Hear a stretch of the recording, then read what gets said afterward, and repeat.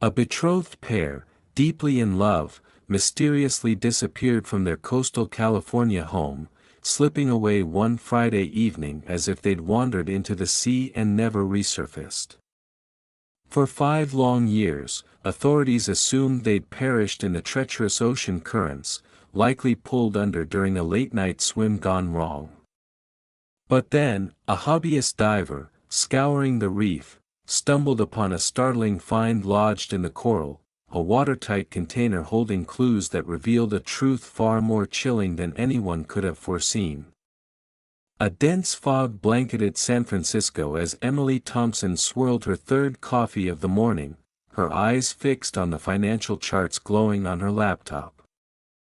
At 35, she'd carved out a cozy existence as a data analyst, a world away from the seaside village where her sister vanished half a decade earlier. The quiet of her apartment shattered when her phone buzzed sharply. "Ms. Thompson, this is Detective Michael Carter from the Monterey County Sheriff's Department," the voice announced. Emily's grip on the phone tightened. Even after all this time, any mention of Sarah sent her pulse racing. "We've got a development in your sister's case. A diver found something this morning, about 300 yards off the beach house. We need you to come see if you can confirm it's hers." "What was it?" Her tone was calmer than the storm inside her. "A bright yellow waterproof case, stuck deep in the coral reef. The diver turned it over to our marine patrol. Can you make the trip today?" "I'm on my way." The 2-hour journey down Highway 101 to Monterey felt like an eternity yet passed in a blur. Emily's thoughts churned, replaying the same agonizing questions that had plagued her for 5 years. Sarah and Ethan, both 28 at the time, had been so full of joy, eager to embark on their life as a married couple. Their engagement bash at the beach house was meant to be a joyous milestone. Instead, they'd vanished that Friday night, leaving nothing behind but their cars parked in the driveway. The Marine Patrol outpost perched on the wharf, its worn wooden exterior blending seamlessly with the fishing vessels and tourist boutiques nearby. Detective Carter greeted her at the door, a man in his 50s with warm eyes and the steady calm of someone accustomed to delivering heavy news. "Thanks for getting here so fast," he said, guiding her through tight corridors that carried the scent of saltwater and fuel. "Our forensics crew has already gone through the case, but we need you to verify what's inside." The evidence room was a stark, clinical white, a sharp departure from the weathered charm outside. A vibrant yellow waterproof case, the type used by kayakers and swimmers to safeguard their belongings, sat on a steel table, its contents meticulously laid out. Emily's breath hitched. There was Sarah's iPhone, its rose gold casing remarkably untouched by 5 years beneath the waves. Next to it rested a slim white stick, a pregnancy test. "My God," Emily whispered, collapsing into the chair Detective Carter pulled out for her. She was expecting. "That's what we're working to confirm. The phone's still operational, those cases are built tough." "We powered it up," he said, tilting the device toward her. The lock screen displayed a photo of Sarah and Ethan on that same beach, her sister's strawberry blonde hair dancing in the breeze as she laughed. Ethan's arms encircled her from behind, his dark curls tousled, both radiating pure happiness. It was a moment Emily could still picture vividly. "That's her phone, no doubt," Emily said, her voice heavy with emotion. "I snapped that picture at their engagement party, 3 months before they went missing." Detective Carter jotted down notes, nodding. The phone's last activity was that Friday night, some texts, a few photos from earlier that day. Nothing suggesting they planned to leave or were in any trouble. "The pregnancy test," Emily said, unable to tear her eyes away. Can you tell if it's positive? The display's faded after years underwater, but our forensics team thinks it's likely positive. Folks don't usually save negative tests, especially not locked away with their phone like that. This find shakes up everything, Ms. Thompson. How so? The detective leaned back, measuring his words. The original investigation wrapped up fast, in just a few days, to be honest. Everyone figured your sister and her fiancé got caught in a riptide. It's not uncommon around here. They disappeared together, no signs of a struggle at the house, no money problems, no relationship drama anyone knew of. Drowning seemed like the only reasonable answer. But a pregnancy? That's a game changer. Keeping that test safe in a case like this shows it meant something to her.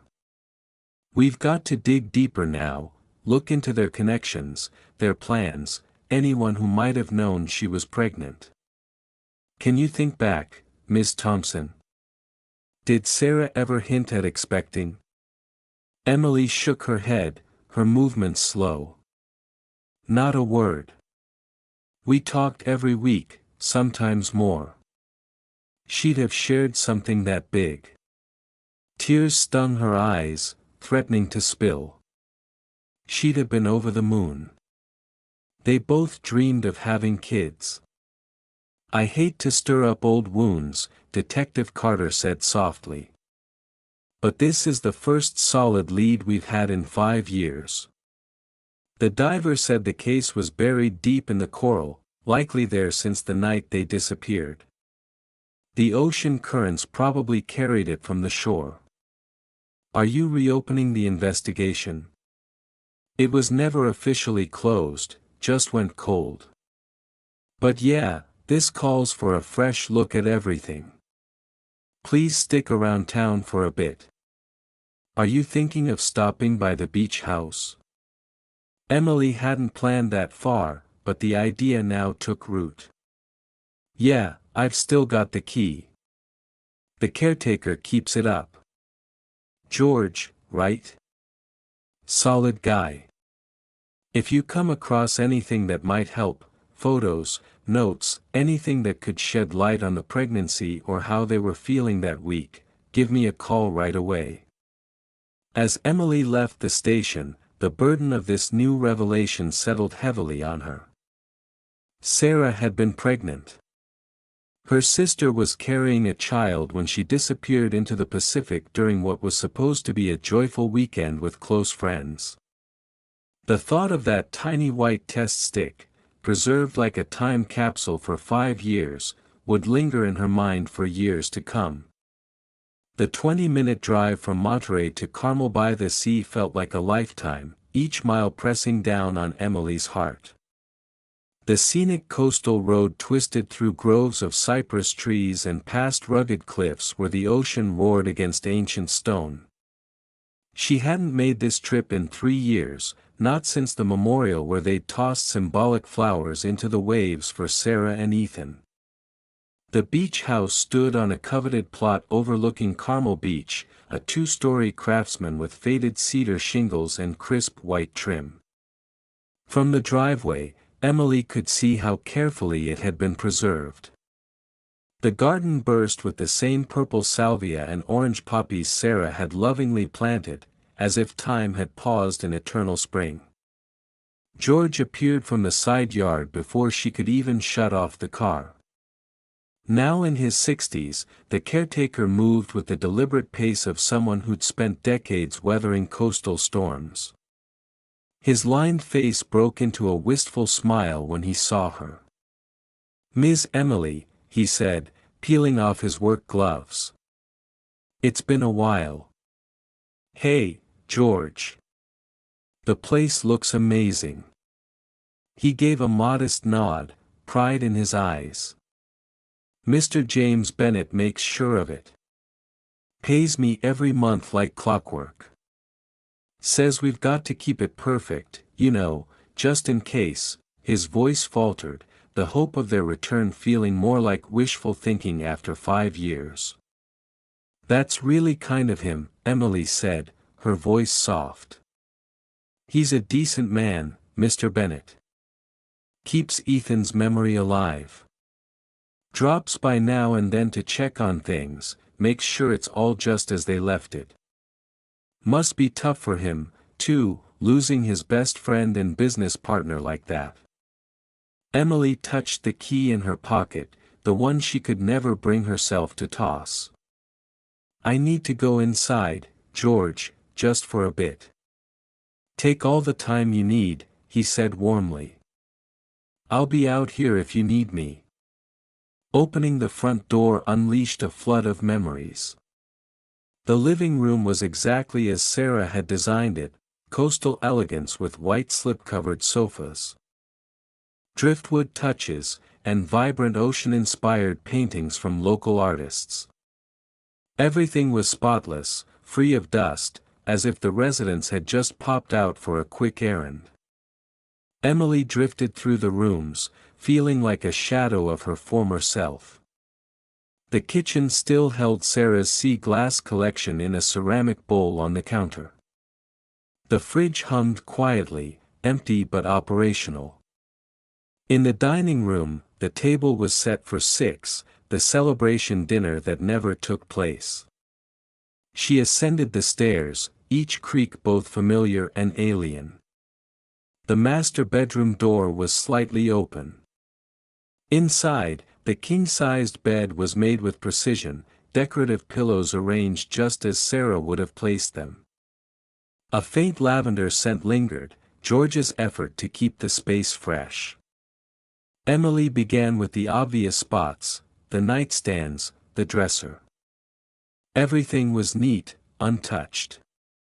She moved to the walk-in closet, where Sarah's clothes hung in neatly organized rows by color. Brushing her fingers over the fabrics brought tears to her eyes.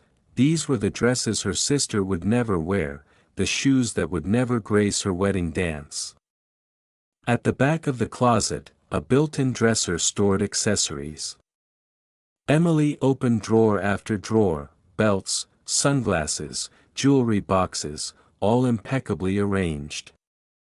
In the lowest drawer, beneath a pile of silk scarves, her fingers brushed against something out of place, a leather-bound journal, Sarah's journal. Emily recognized it instantly. She'd gifted it to her sister the Christmas before she disappeared. Her hands shook as she carried the journal to the bed, perching on the edge to leaf through its pages. The early entries were scattered, musings on wedding plans, amusing stories about Ethan's kitchen mishaps.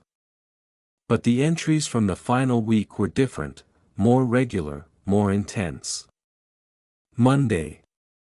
The test came back positive, 3 tests, to be exact.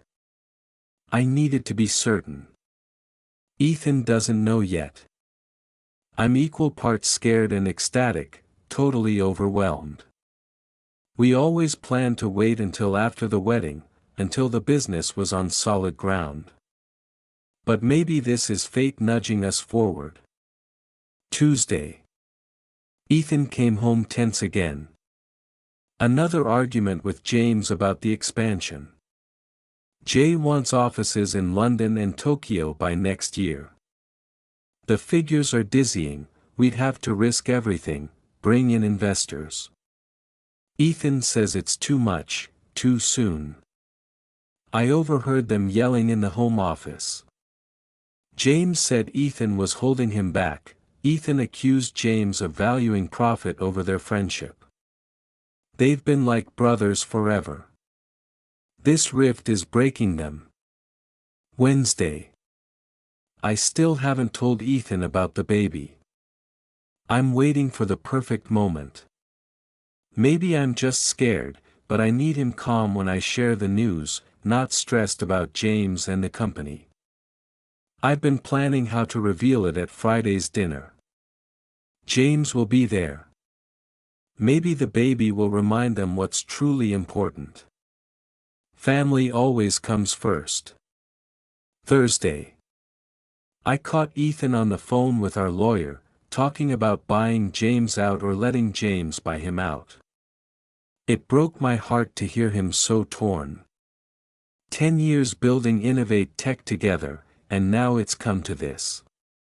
When I tell them about the baby tomorrow, I hope it puts everything into perspective.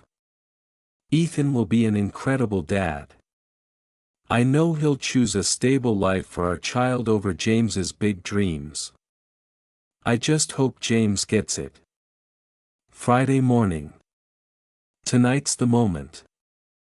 I bought a tiny onesie that says, "Coming soon," and I'll put it in a gift box to share after dinner. I'm praying this news pulls everyone closer, not pushes them apart. Ethan keeps asking why I'm so nervous about a casual dinner. If only he knew. By tomorrow, everything will change, our little family starting as one chapter closes. Tears blurred Emily's vision as she snapped photos of each page with trembling hands. Sarah had been torn between her devotion to Ethan and her dreams for their future, trying to mend a fracturing business partnership that was eroding a lifelong friendship. The pregnancy, that cherished secret, was her sister's attempt to broker peace. A gentle tap on the bedroom door startled Emily. George stood framed in the doorway. His face etched with worry. "Just wanted to see if you need anything, Miss Emily. Maybe some water? I could brew you a cup of tea." "I'm okay, George, thanks," she replied, shutting the journal and clutching it close to her heart. "I'm just trying to find some peace with all this." He gave a knowing nod, his weathered eyes full of empathy.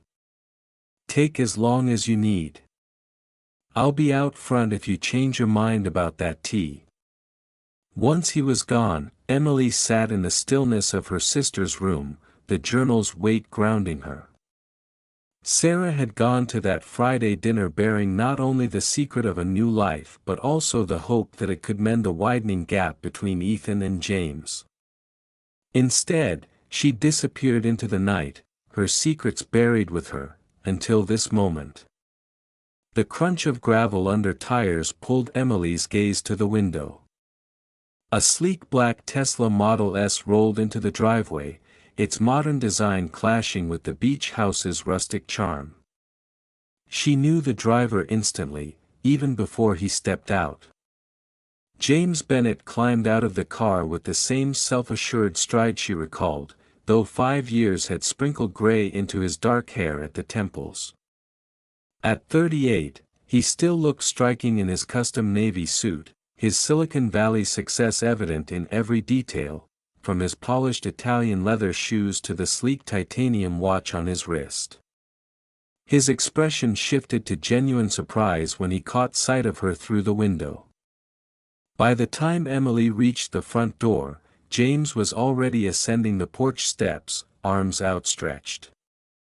"Emily, my gosh, I had no clue you were here," he said, wrapping her in a warm hug that carried the scent of high-end cologne and what seemed like heartfelt warmth. "George texted me that someone was at the house. I thought it might be the realtor. I've had a few inquiries over the years." "Hi, James," she said, stepping back to study his face.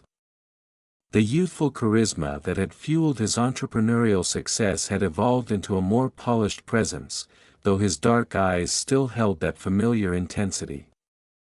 "Come on in, please. I was just," she waved vaguely toward the house's interior. "I don't want to barge in," he said, following her inside, his eyes scanning the unchanged space. "Man, it's like walking into a memory, isn't it?" "That's why I'm here, actually," Emily said, settling onto the sofa while James took the armchair opposite. "There's been a breakthrough.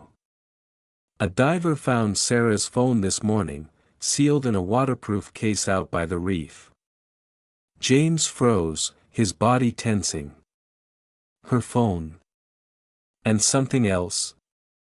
Emily watched his reaction closely. A pregnancy test. No way, he said, his hand pressing against his chest, the shock appearing authentic. Sarah was pregnant. It looks that way. The police are digging into the case again. James leaned back, raking a hand through his hair, a gesture she remembered from years ago when he was grappling with tough news. God, I had no idea. She never mentioned a thing. Want some water? Emily offered, needing a brief pause to collect herself. How about we step out to the deck? I could use a breath of fresh air. They moved outside, where the afternoon sun cast the ocean in hues of turquoise and deep blue.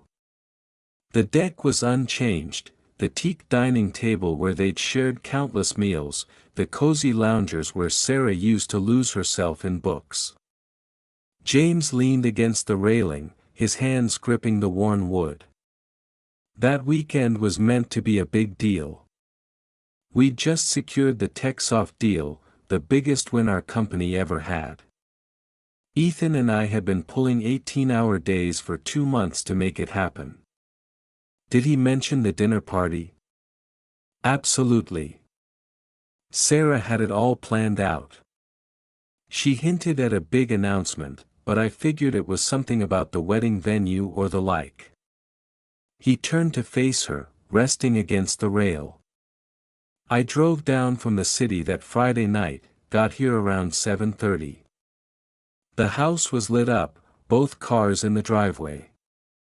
I knocked, rang the doorbell, nothing. That's odd. Yeah, I thought so too. Ethan's keys weren't on the hook by the door where he always kept them, so I assumed they'd stepped out. Maybe they wanted a quiet dinner to celebrate alone before the party. A wistful smile crossed his face. They were like that, you know, still head over heels, even after 3 years together. So you left.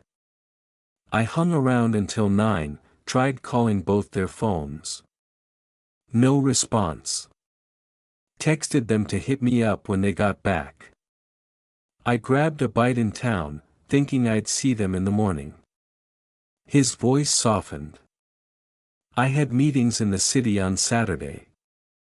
Texted Ethan about our Sunday golf plans, we had a standing tea time at Pebble Beach.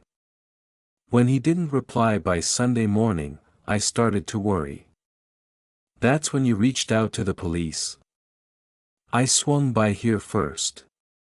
Everything seemed fine, except they weren't here. That's when I knew something was off. Ethan would never skip golf without a heads up. Never. He paused, gazing out at the ocean. The cops told me to wait 24 hours, but I pushed back. Good thing, too, a storm rolled in Sunday night. Emily joined him at the railing. I found Sarah's journal. She wrote about planning to share the pregnancy news at that dinner. She thought it might ease the tension between you and Ethan over the business expansion. James's jaw tightened, almost too subtle to notice. What's that supposed to mean? She mentioned fights, disagreements about taking on debt for global expansion. He shook his head slowly. Sarah never told me she was pregnant. Man, what a loss, the baby, too. His voice broke slightly. If I'd known, if she'd said something that night.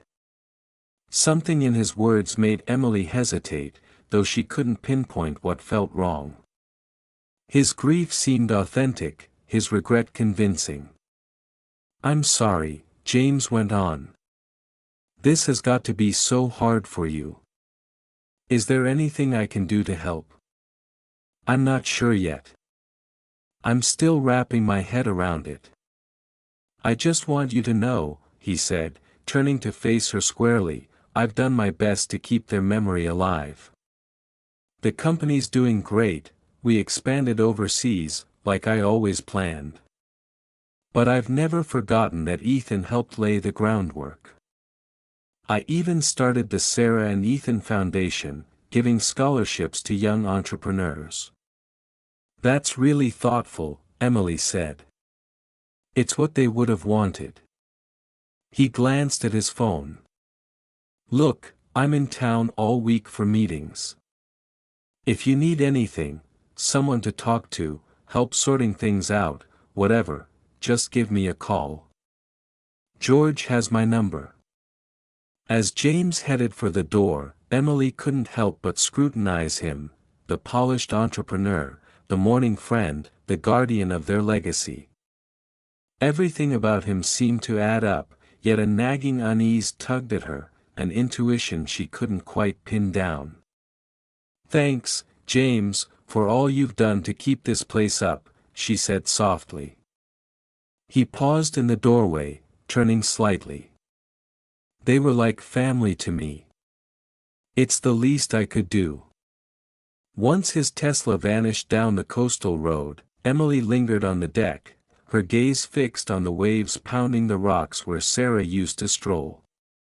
James Bennet had said all the right things, shown all the expected emotions. So why did it feel like she'd just witnessed a carefully rehearsed act? The marina sprawled before Emily, a maze of masts and ropes, the afternoon sun sparkling off the water between the docked boats. She needed to clear her mind after that unsettling meeting with James, to sort through the flood of new information. The familiar tang of saltwater mixed with diesel fumes stirred memories of summers spent here with Sarah, mastering the sails on their dad's small Catalina. She wandered past the harbor master's office toward the public pier, where tourists tossed crumbs to seagulls and anglers cast their lines with hope. At the pier's end stood the yacht club restaurant, its blue and white awnings dancing in the breeze. Through the glass, she saw servers bustling, prepping for the evening rush. "Miss Emily, excuse me," a voice called softly. A woman stepped out from the restaurant's side door, dressed in the black pants and white shirt of the waitstaff. She was in her 50s, her graying hair pulled into a tight bun, her anxious eyes scanning the parking lot. "I'm Maria, George's wife." Maria edged closer. Her voice hushed. "I heard you were in town. George mentioned it over lunch. I've been wanting to talk to someone for years, but George, he told me to stay out of it, said it wasn't our place." "Talk about what?" Emily asked, her curiosity piqued. Maria glanced around nervously before pulling Emily behind a boat trailer, out of view from the street. "That night your sister went missing, I was locking up the restaurant. We'd had a wedding party that ran late. It was probably close to 2 a.m. when I headed to my car." Emily's heart raced. "What did you see?" "Mr. Bennet's boat, his big cabin cruiser. I saw it pulling away from the private dock near your sister's beach house. Its running lights were on, and I could make out someone at the wheel. It seemed off, you know." "Why was that strange?" "Because earlier that night, around 9:30, Mr. Bennet came into the restaurant bar. He ordered a whiskey, griped to the bartender that Ethan and Sarah had bailed on dinner plans, said he'd waited but figured they'd gone out somewhere. Yet there was his boat, leaving their dock at 2 a.m. A chill ran through Emily despite the warm afternoon. "Did you tell anyone?" Maria's face fell, her expression pained. "I wanted to. When the police were looking into it, I thought about speaking up, but George," she cast another wary glance toward the parking lot. "Mr. Bennet pays George's salary, has for years. He's been good to us, helped with George's surgery, gave us loans when we were struggling. George said I must have been wrong, that it was too dark to be sure, that it could have been any boat. But you're certain it was his? I know boats, Miss Emily. My dad was a fisherman. That was Mr. Bennett's Sea Ray, no doubt about it, the way it rides the water, that unique blue stripe. Her voice dropped to a whisper. But what could I say? That I saw his boat out late. Maybe he was night fishing or checking on them. George said if I stirred up trouble for Mr. Bennett without solid proof, we'd lose everything. The rumble of a truck pulling into the parking lot made Maria's face pale. That's George. I've got to go. Please don't tell him I said anything. He's a good man, just looking out for our livelihood. She hurried back to the restaurant, slipping inside just as George's pickup pulled up near the marina office. Emily stood rooted behind the boat trailer, her thoughts spinning. James had lied about leaving at 9 o'clock. He'd been at the beach house dock at 2 a.m., long after Sarah and Ethan were supposed to have vanished. Without hesitating, she climbed into her car and drove the short distance to Cannery Row. James had once mentioned his boathouse there, back when he and Ethan were planning to buy a larger vessel for entertaining clients. The historic waterfront, once home to Steinbeck's sardine factories, now buzzed with tourist shops and eateries, but a few working boathouses still stood at the far end. She located James's boathouse easily, a modern structure with Bennett Marine neatly painted on a small sign. The main doors were shut, but a side entrance was slightly open. Emily nudged it open, calling out, "James? Anyone here?" The interior was dim, illuminated only by high windows. The space was tidy and organized, tools hung neatly on one wall, boat parts stacked on shelves, a workbench lined with maintenance gear. His cabin cruiser wasn't there, likely docked at the marina. In one corner, Emily spotted a pile of heavy-duty industrial tarps, the kind used on construction sites. Above them, several gallon jugs lined a shelf, their labels worn but the sharp scent of bleach unmistakable, even from a distance. Her stomach twisted. Emily. She whirled around. James stood in the doorway she'd entered, looking curious but not alarmed. "Sorry," she stammered. "The door was cracked, and I wanted to thank you again for keeping up the house." He flashed a warm smile, stepping past her to flick on the overhead lights. "No need to apologize. I should lock that door, but the maintenance crew comes and goes all day." He noticed her eyeing the tarps and supplies. "Quite a stash, huh? Keeping a boat in shape is messier than most folks realize." "Those tarps look heavy-duty," she said. "Gotta be." He strolled over and lifted a corner of one, showing its sturdy thickness. When you're gutting fish or scraping the hull, flimsy tarps don't cut it. Blood, fish guts, hull paint, it seeps right through regular ones. These keep the deck and dock clean. And all that bleach. He chuckled, the sound so easy it made her second-guess her suspicions. "It's a constant war against fishy odors and mildew. You come back from a fishing trip, and if you don't scrub everything down right away, your boat smells like a seafood stall for weeks. Learned that lesson the hard way." He pointed to a corner where fishing rods stood in a rack, tackle boxes neatly lined up below.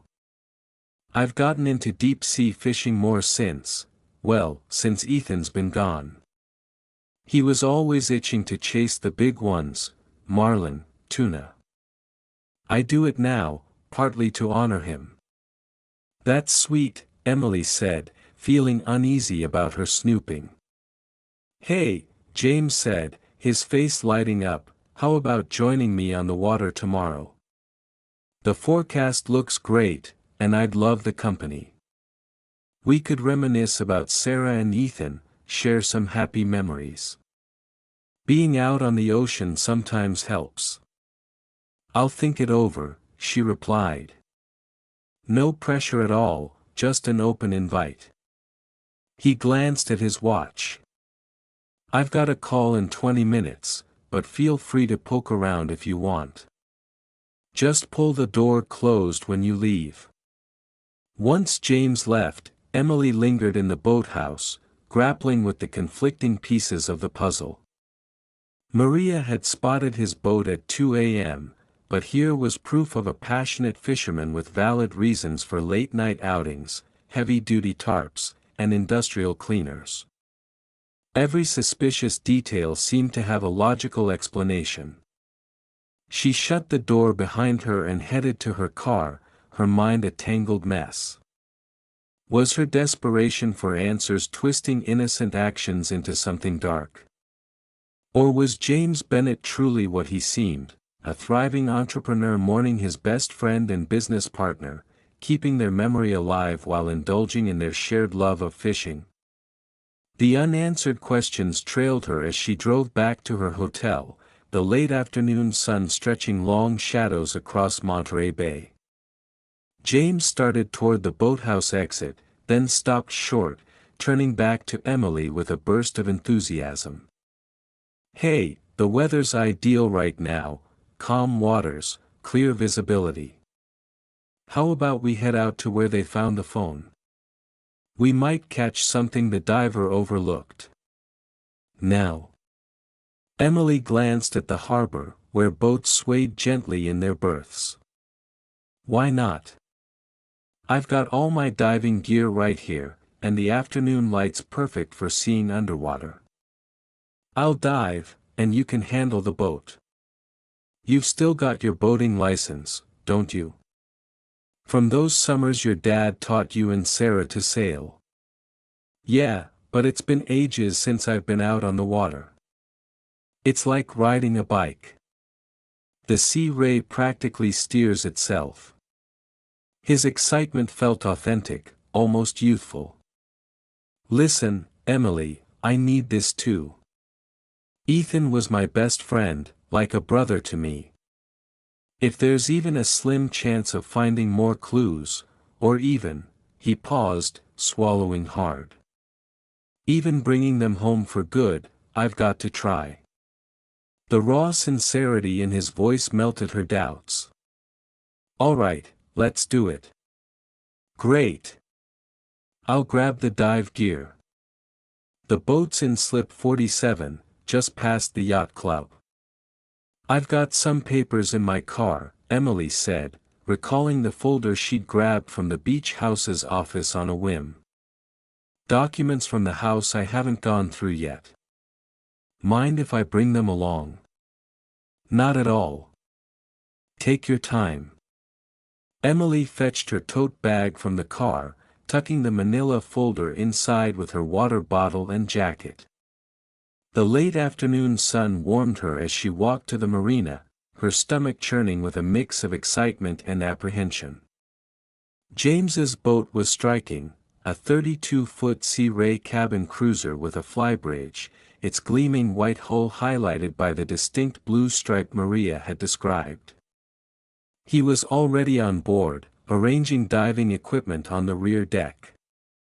Welcome to the Second Chance Dash, he called, extending a hand to help her aboard.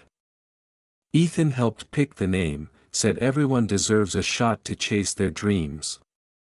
The irony hit Emily hard as she stowed her bag in the cabin and got acquainted with the controls. James prepped for departure with practiced ease, his movements confident and fluid. Soon, they were gliding out of the harbor, the marina fading into the distance.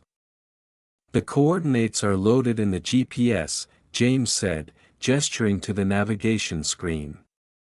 It's about a mile out, near Pescadero Point. Can you take the wheel while I set up the dive gear? Emily gripped the helm, the familiar sensation of the boat responding to her touch stirring bittersweet memories. The sea was calm, its gentle waves parting easily under the Sea Ray's hull. James busied himself with oxygen tanks and regulators, occasionally shouting out minor course adjustments. "Can you take over for a bit?" Emily asked when they were halfway there. "I want to go through those papers while the light's still good." "No problem. Take your time." She slipped into the cabin, appreciating its roomy interior. The documents had jostled around in her bag, and she carefully spread them out on the navigation table.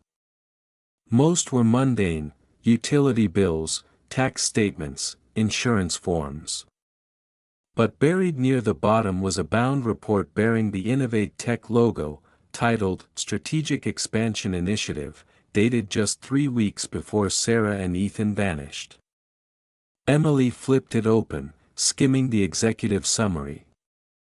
The plan's ambition was staggering: new offices in London, Tokyo, Singapore, and Sao Paulo within 18 months, with revenue projections that seemed like pure fantasy and infrastructure costs that made her analyst's mind spin. As she paged through, she found Ethan's tidy handwriting in the margins, his notes growing more alarmed: "Too risky for our cash flow. What about our current clients?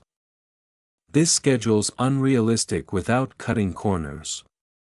The financials made her gut twist: $3 million in liquid capital needed within 6 months for the London office alone, plus another $5 million for Asia-Pacific operations within a year.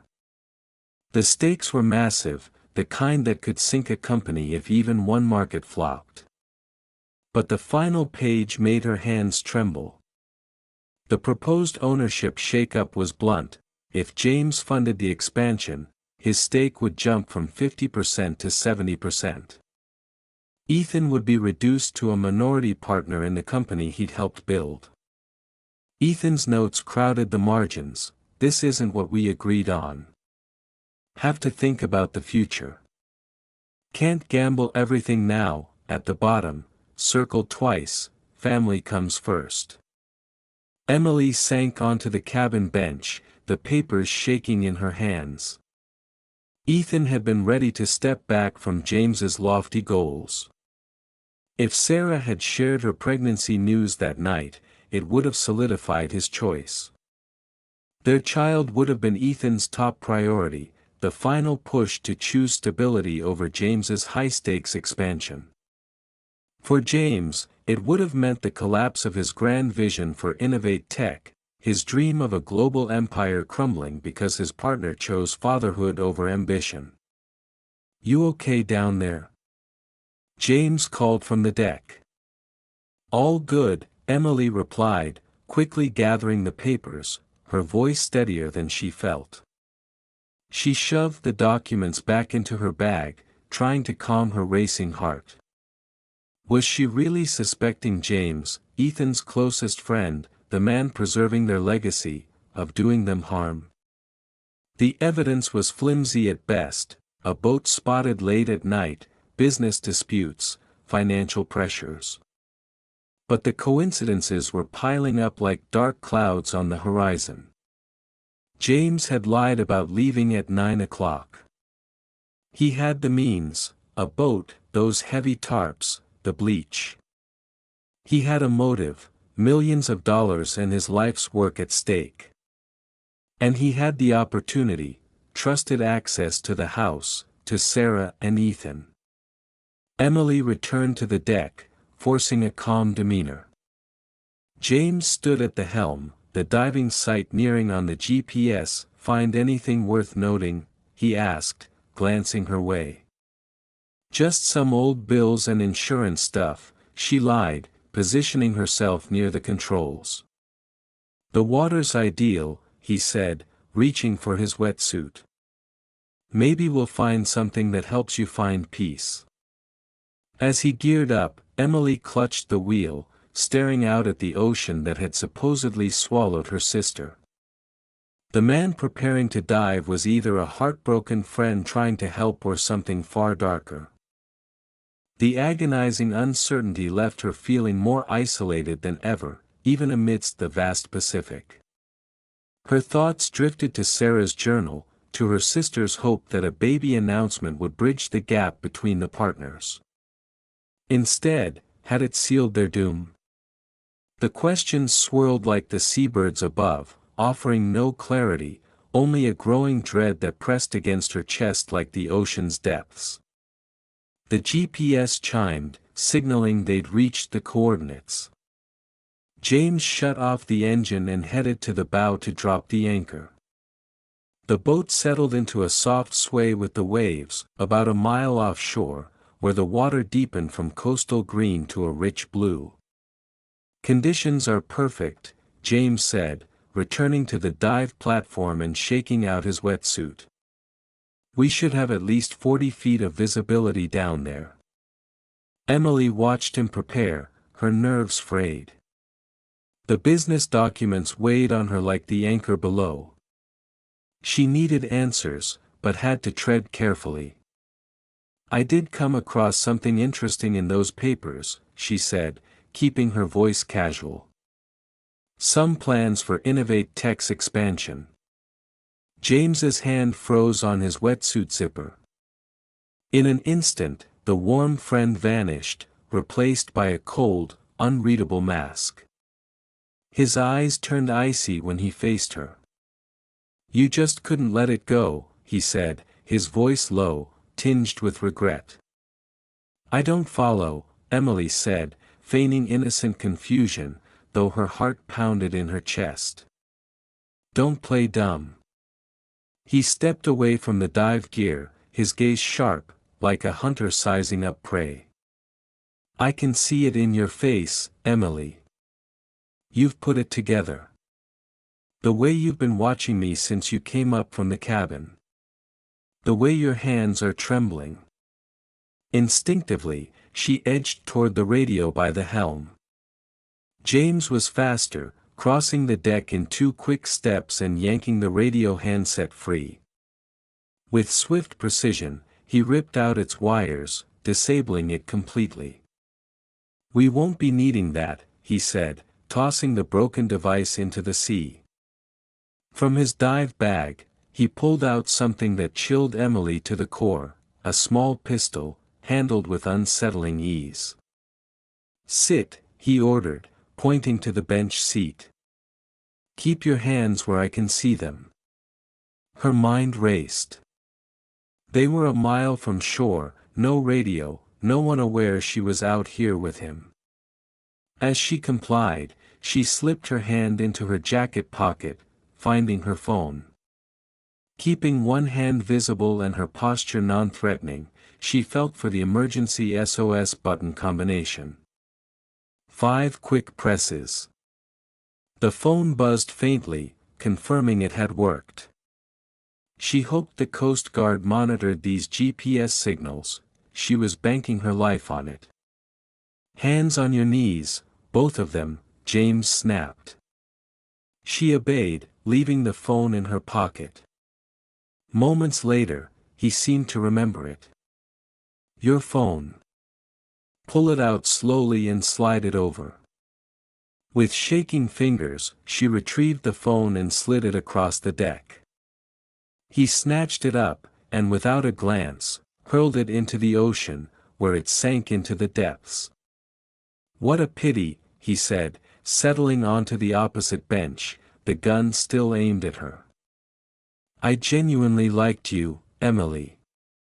You were always the sharp one in the family, but also the one who knew to stay out of things. You should have stuck to that." "James, I don't know what you're talking about." "Enough." He shook his head. "We're beyond games now. Here's the irony, I thought bringing you out here would actually make me look innocent. Who'd take someone diving for bodies if they were guilty? It's like walking back to the crime scene with a witness, makes no sense." A bitter laugh escaped him. "But I misjudged you. Didn't realize you were this clever, that you'd still suspect me despite my obvious play at innocence. I forgot you're the one who overthinks everything. Sarah was all emotion, but you analyze every detail. James, please. That's bad news for you now, he said, his voice tinged with real regret. Really bad for you, but not for me. I've worked too hard to let anyone tear down what I've built, even someone I once saw as family. The boat swayed gently in the waves, the serene ocean a cruel contrast to the nightmare unfolding on deck. A seabird's cry echoed in the distance. Emily focused on keeping her breathing steady, clinging to the hope that her SOS had reached someone, that help was on the way. But as James tightened his grip on the gun, his face hardening with resolve, she knew her time was slipping away fast. James leaned back against the boat's edge, the pistol unwavering in his hand. His eyes took on a far-off look, as if he were peering back to that night 5 years ago. You want the truth? Fine. You've earned that much before, he trailed off, then sat up straighter. That Friday night, I showed up right on time, 7:30. I even brought a bottle of Chateau Margaux, 2005 vintage, $2,000, a top-shelf choice to toast the tech-soft deal. Emily stayed still on the bench, hyper-aware of every twitch of the gun. They were thrilled to see me, James went on.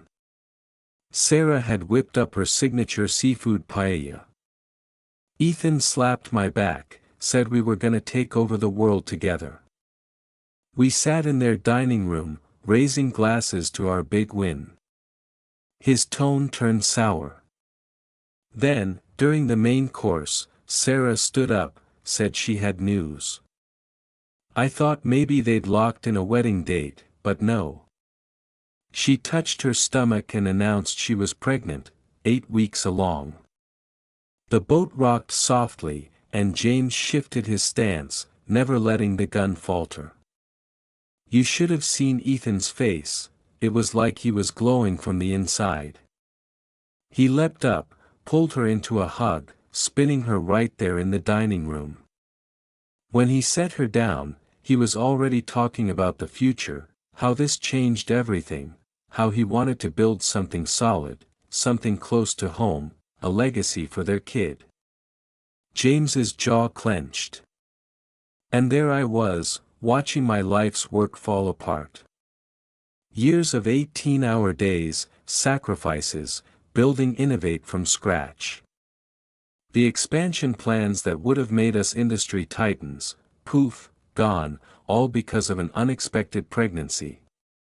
So you killed them, Emily whispered, her voice barely audible. I came ready for anything that night. His tone was flat, like he was discussing a routine deal. In my jacket pocket, I had a small vial of cyanide, colorless, odorless, ideal. I brought it in case talks went south, in case Ethan flat out refused the expansion. A last-ditch option. He adjusted his position slightly, the late afternoon sun casting his shadow across the deck.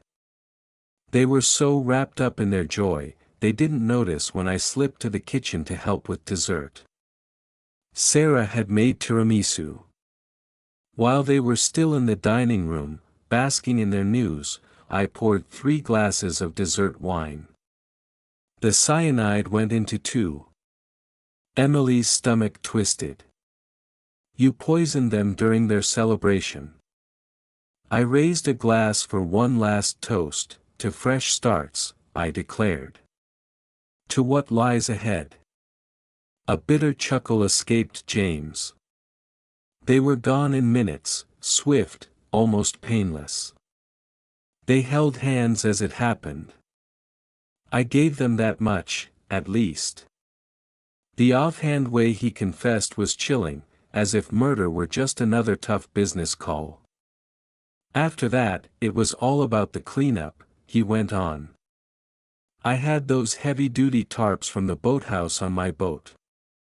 I wrapped them carefully, used dive weights from my kit to make sure they'd sink deep. Loaded them onto the boat with the dock cart. It was after midnight, no moon, a perfect setup. You dumped them in the ocean, Emily said. 400 feet deep, 2 miles beyond the reef. No casual diver would ever go that far down. The currents out there would scatter any trace. I spent 3 hours scrubbing that house with bleach, every countertop, every glass, every hint of that dinner, made it seem like they'd just vanished into thin air. James reached into his jacket with his free hand, pulling out a small glass vial of clear liquid. Same stuff, actually. I keep some on hand. You never know when you'll need to fix a problem for good. You're out of your mind, Emily whispered. I'm pragmatic. He held up the vial, studying the liquid as it shifted. Now it's your turn, Emily. Once you're gone, no one will ever know. Your phone's at the bottom of the sea. The radio's trashed. To the world, you just headed back to San Francisco after visiting the beach house. Another sad chapter for the Thompson family. People saw us leave together, George. Maria. George saw me leave solo. I'll tell him you bailed at the last second. Maria. He shrugged. She knows to keep quiet. Drink it. He held out the vial, his gun steady in his other hand. Emily's gaze darted past him to the horizon, where a white and orange Coast Guard cutter came into view, still far off but closing in fast. Her SOS had worked. James caught her glance and whipped around. The cutter was unmistakable now, maybe 10 minutes out, but gaining speed. Damn it, he snarled, turning back to her, his calm mask shattering. Drink it now. Once you're gone, there's nothing, no proof, no evidence, just a grieving friend who tried to help look for bodies. As he glanced back at the cutter's progress, Emily seized her only shot. She lunged for the gun. James reacted instantly, his strength overpowering as they wrestled on the slick deck. The vial flew, smashing against the gunwale. You idiot, he slammed her down, pinning her with his weight. The gun had slid away, but his hands clamped around her throat. Emily clawed at his arms, her vision blurring. He dragged her toward the rail, determined to toss her overboard. The sea loomed below, ready to swallow another soul. The roar of engines grew louder. James looked up as the Coast Guard cutter bore down, officers visible on deck. He let go of Emily and dove for the gun, but she kicked it farther out of reach. Coast Guard. Freeze and raise your hands, a voice boomed over a loudspeaker. Officers rappelled onto the Sea Ray in seconds, weapons drawn. James made a final desperate lunge for the gun, but an officer tackled him to the deck. No, you've got it wrong. James yelled as they cuffed him. She's lying. I was helping. We were looking for their bodies. More officers flooded the boat, one rushing to Emily's side while others restrained James. He thrashed, swinging between pleas of innocence and wild outbursts. Stop fighting, sir, an officer ordered, wrestling him into submission. 5 years. James screamed. 5 years building that company. They were going to ruin it all. You don't get what I gave up. As they hauled him to the Coast Guard vessel, his eyes locked onto Emily's one last time. The calculated businessman was gone, replaced by a frantic, desperate shell. You should have stayed away, he he spat. You should have let it be. Then he was gone, taken into custody on the cutter, leaving Emily trembling but alive on the deck as the sun dipped toward the Pacific horizon. The emergency room at Monterey General Hospital reeked of antiseptic and polished floors. Emily sat on the exam table as a nurse meticulously catalogued the bruises blooming on her neck and arms. Detective Carter stood nearby, notebook in hand, patient but eager for her account. The Coast Guard confirmed they picked up your SOS signal, he said. Clever move, activating it without him noticing. Your phone's GPS led them straight to you. Emily nodded, wincing as the nurse touched a sore spot. Her voice was hoarse from James's attempt to strangle her. I triggered it when he told me to sit. He was too focused on the gun. Take your time with the full statement. No hurry, Carter said. But Emily needed to let it all out, to purge the terror of what she'd uncovered. As the nurse worked, she recounted everything: Maria's story about the boat, the business documents outlining the expansion plans, James's chilling confession on the boat. He said he slipped cyanide into their wine during dessert. They were dead in minutes. Her voice cracked. They were toasting the baby. Carter's face was grim as he scribbled notes. His interrogation confession lines up with what you've told us. He broke down, spilled every detail, almost seemed relieved to finally get it off his chest. A knock at the door cut them off. Another detective stepped in, speaking softly to Carter. His expression grew darker as he listened. Ms. Thompson, he said, turning to her, our forensics team's been going over James's boat. Even with all that bleach, they found tiny blood traces in the deck seams. DNA results will take a bit, but the blood type matches Sarah's and Ethan's. Emily shut her eyes, the clinical evidence hitting like a punch.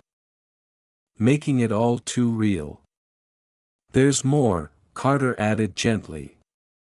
We checked the GPS logs from his boat's navigation system. James wasn't as smart as he thought. The system tracks anchor points. On the night they vanished, his boat was docked at the beach house until 2:15 a.m., then moved to a spot about 2 miles past Pescadero Reef. It stayed there for 43 minutes before heading back to port. 400 feet of water, Emily murmured. That's what he told me. We've sent a deep-water recovery team out. The coordinates are precise. They should be able to, he paused, choosing his words with care. To bring Sarah and Ethan home. The nurse finished her work and slipped out quietly. Carter pulled a chair closer to Emily. The recovery teams already reported initial findings: 2 bodies wrapped in industrial tarps matching those in James's boathouse, weighted with dive gear from his personal collection. Serial numbers confirm it. The medical examiner's still verifying, but it points to cyanide poisoning. It would have been fast. He built his empire on their deaths, Emily said, the words bitter on her tongue. He used their murders to take full control of Innovate Tech, pushed his expansion plans without Ethan to hold him back, all while acting like the heartbroken friend, keeping their house like a monument. A flawless cover, Carter agreed. Who'd suspect the guy who spent 5 years preserving their legacy? He even set up a foundation in their names. Blood money. Emily reached for her tote bag, recovered by the Coast Guard from James's boat. Sarah's journal was still inside, a bit damp from sea spray but intact. She held it tightly to her chest. With his full confession and the physical evidence, James Bennett's done, Carter assured her. Multiple murder charges, kidnapping, attempted murder for what he did to you. He'll spend his life behind bars. But that brought little solace. Emily opened the journal to Sarah's final entry, her sister's hopeful words swimming through her tears. Sarah had been so sure the baby news would unite everyone, remind them what truly mattered. Instead, it had sealed their fate. She wrote that she felt uneasy about the dinner, Emily said, her finger tracing the words. Some gut feeling warned her, but she pushed it aside. She was so desperate to share their happiness. I'm so sorry, Carter said quietly. Truly, I am.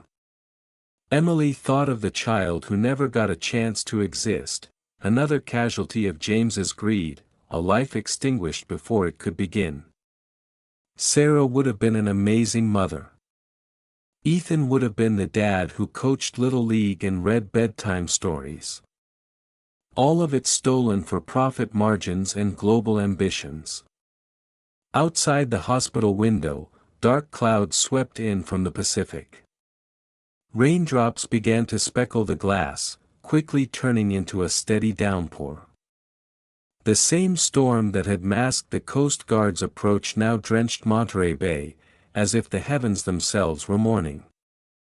Emily clutched her sister's journal, watching the rain fall, the truth finally uncovered but offering no comfort.